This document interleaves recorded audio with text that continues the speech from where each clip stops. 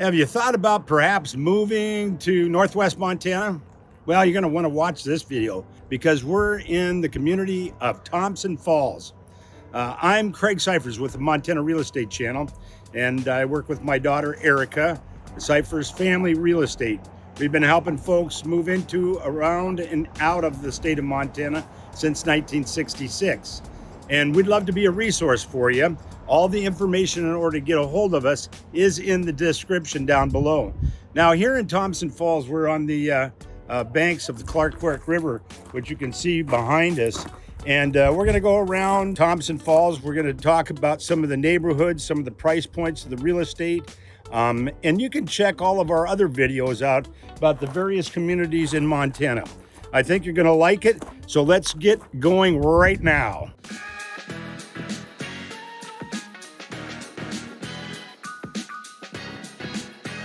We start our tour of Thompson Falls on the west end of town, and here we pass the Rural Fire Department. This is Main Street, also Montana Highway 200. And just here a little bit, we're going to pass the post office.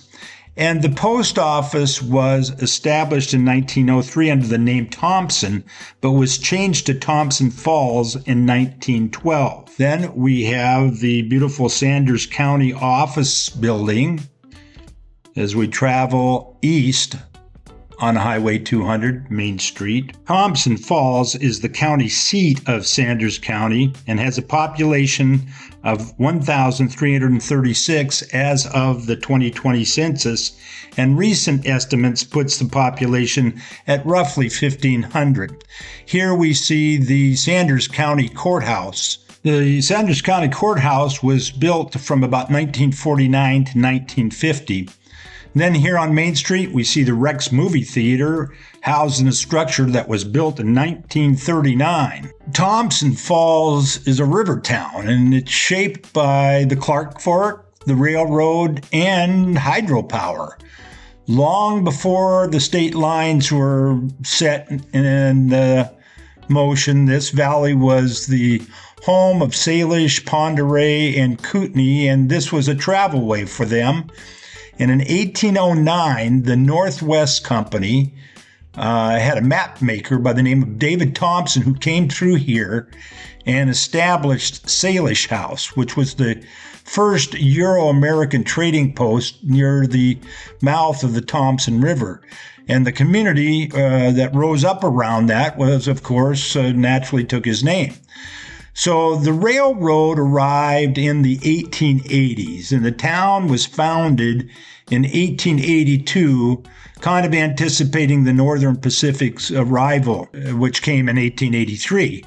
Hydropower followed. That was in about 1915, 1917. And we'll go take a look at that. And then we have our riverfront parks and bridges. All that ties the history together now. This is Wild Goose Landing, or Goose Landing, and it's a day-use riverside site above the dams, and it's getting a major refresh. New circulation, safer swim and boat zones, upgraded amenities are in the works through Northwestern Energy's recreation plan and a design master plan. So from Goose Landing, we drift east into the business district, and this is classic small town Montana, cafes and saloons, hardware supplies, a bank, and seasonal markets. Main Street parallels the river, so you get quick turnoffs to viewpoints, trailheads, and the historic bridges. The old jail museum is just one block off of Highway 200, and it keeps that early 20th century story alive. And we just passed the Harvest Foods, which is a full-service grocery store right there on Main Street or Montana Highway 200. So you can find pretty much everything you need in Thompson Falls. If you want larger stores and bigger communities, Missoula, Montana is just about 103 miles away by way of Highway 200. That's about 2 hours and 20 minutes depending on conditions. And Thompson Falls is closest to Sandpoint, Idaho, which is 86 miles by Montana Highway 200, Idaho 200, or US Highway 2, which is roughly an hour and a half to 2 hours depending on traffic.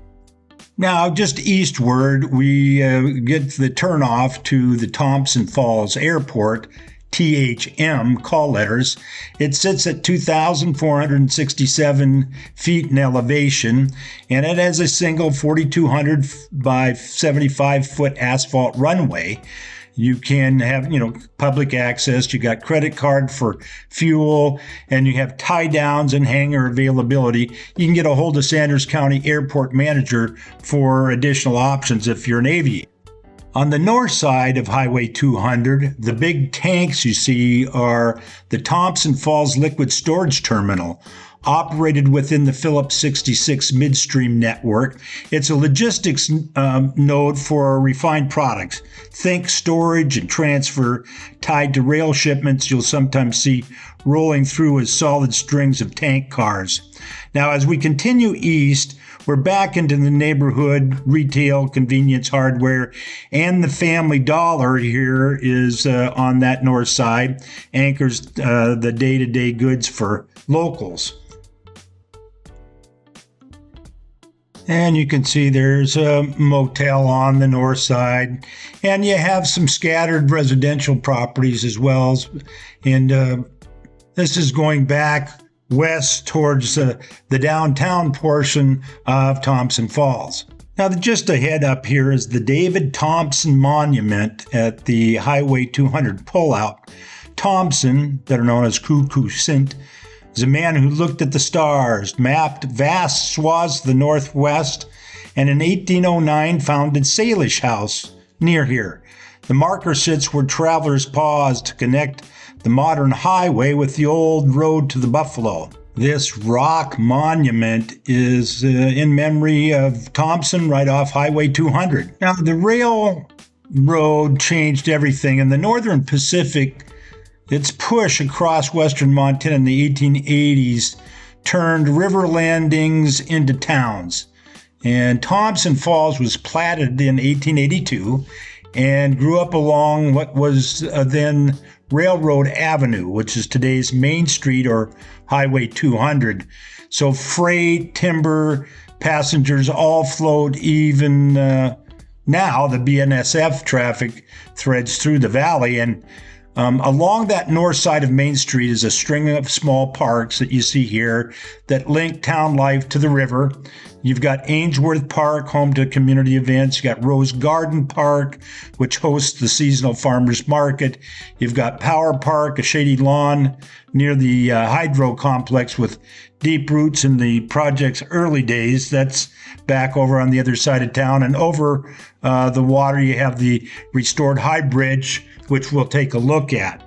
From indigenous travelways to fur trade, rails, and renewables, Thompson Falls is where history and everyday Montana meet the river. Now we're going to cross over the Clark Fork River and head south on Montana Secondary Highway 471. Now, there are some commercial properties out here. You can see the storage units in the background, but we tend to have larger parcels here. In fact, we're going to go by the entry to a larger parcel, 300 plus acres, that has a 1,700 square foot home. It's 2 bed, 2 bath, and was built in 1975. And has an assessed value of over $1 million. Then we drop off of the Highway 471 onto Cherry Creek Road. We cross Prospect Creek, and we'll see this wonderful gate up here in front of us that is part of the Double Creek Ranch with structures going back as early as 1901. It's a 40-acre parcel, has a 400 square foot, 1 bed, 1 bath cabin, The cabin was built in 2000, and it's no doubt for recreational purposes for the Washington State-based owners. Now, there are vacant land opportunities in the Thompson Falls area.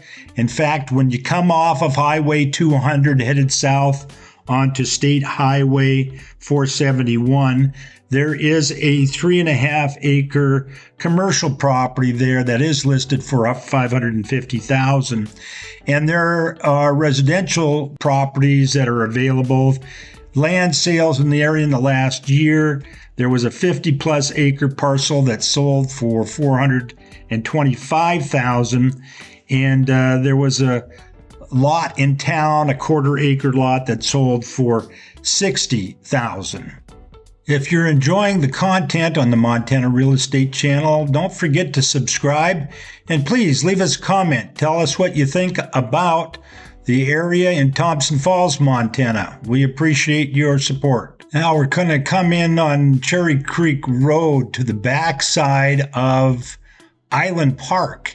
And Island Park is a small park island in the Clark Fork River, not only accessed from this location, but also over on Gallatin Street Bridge, which we'll go take a look at here after we get done looking at this. And so the park has picnic tables. It's got short walking trails around the park, scenic overlooks to view the dam, the river, and historical infrastructure, including High Bridge, which is the older bridge, as well as looking at the hydropower structures. And this offers a nice spot for locals or visitors to stretch their legs. So High Bridge was built around 1911 and was once the main vehicular crossing over the Clark Fork River and up until about 1928. Now we're on the north side of the High Bridge in basically downtown Thompson Falls. And you can see the access there to the walking bridge.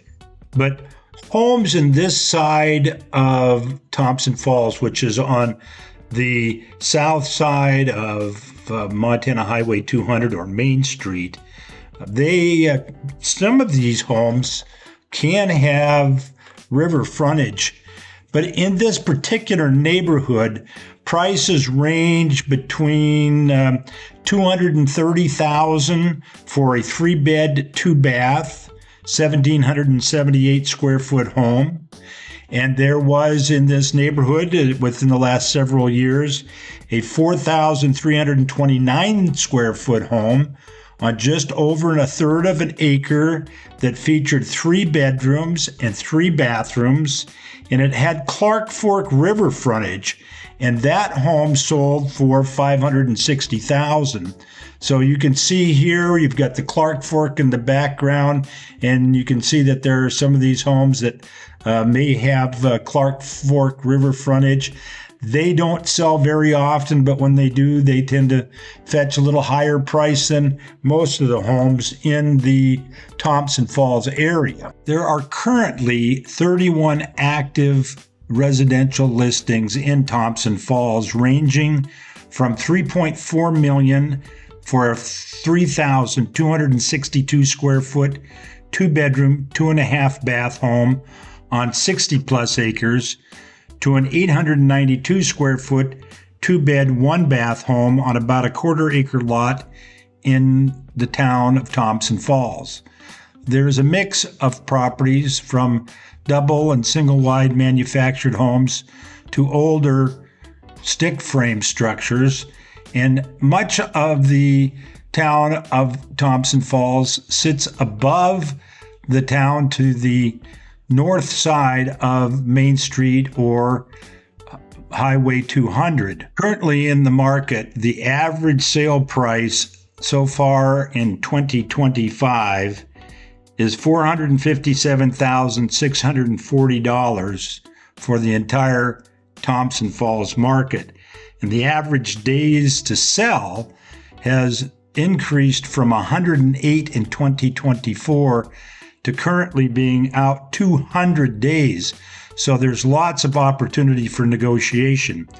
Additionally, the amount of inventory averages about 15 months, which is quite a staggeringly high inventory.